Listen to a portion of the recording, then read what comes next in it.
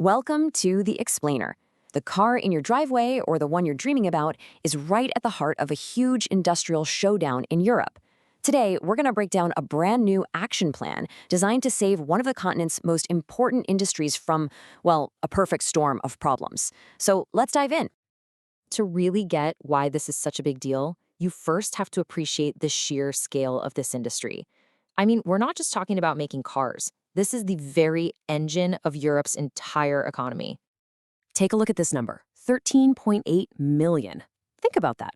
That's how many people across Europe have a job that depends in some way on the auto industry. It's this massive web of livelihoods. And the economic punch it packs? A whopping 7% of the entire EU's GDP. So you can imagine, when an industry that big gets into trouble, the whole continent feels it. And right now, it is in serious trouble. And that's exactly what's happening. That economic engine is sputtering, big time. And we're not talking about just a little bump in the road here. This is a massive, once-in-a-generation transformation, driven by everything from climate change goals to a huge wave of new technology. So, how big is the risk, really? Well, some of the more disruptive scenarios are projecting that 440 billion euros of GDP could just disappear by 2035. That's about a third of the industry's value gone. So yeah, we've moved past a simple challenge and into what you might call an existential threat. So what's causing all this chaos? Well, it's not just one thing. The industry is basically sailing into a perfect storm, getting hit by 4 major headwinds all at the same time. You've got technological disruption, electric and self-driving cars changing everything. Then there's intense global competition from new players we hadn't even heard of a decade ago. Add in all the geopolitical and economic pressures rewriting the rules of global trade, and of course, some major internal challenges these old-school companies are facing. Let's start with that competition piece. Just take a look at this. It's pretty stark. While Europe's big established players have been losing market share, these new kids on the block are moving at lightning speed. They're designing and building cars twice as fast, and they're doing it for up to 50% cheaper. They're not just competing anymore. They're fundamentally changing the game. And then there's this geopolitical chokehold. You see, in the electric era, batteries are the new engine. And right now, China controls over 80% of the entire global supply chain for them. 80%. That leaves Europe incredibly vulnerable. I mean, what happens if that supply gets disrupted? And if that wasn't enough, it just costs more to build things in Europe. Energy costs are double what they are in the US and China. Plus, Europe is super reliant on China for the rare earth elements that are essential for electric motors. It all adds up to a really precarious situation for manufacturing. Okay, so faced with this monumental crisis, the report doesn't just list the problems. It proposes a bold 3-part action plan, and it's all summarized by a simple but powerful acronym, ERA.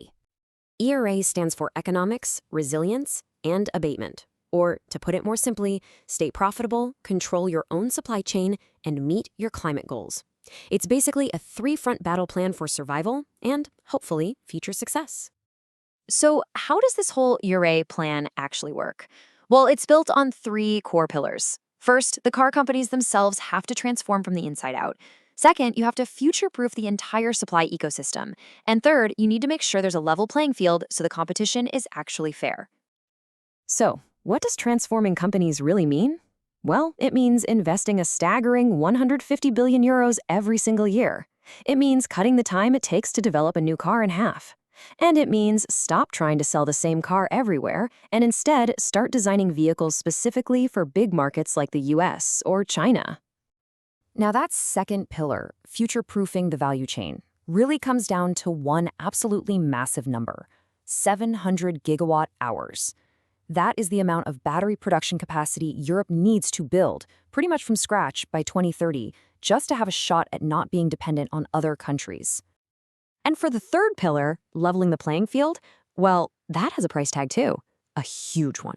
A 350 billion euro investment is needed just for charging infrastructure. Because, let's be real, you can't force a continent to switch to electric cars if people have nowhere to plug them in. So, the plan is there, the steps are laid out. But here's the kicker. This isn't a gentle transition we're talking about. It is an all-out race against time. And the scale of the challenge is truly monumental.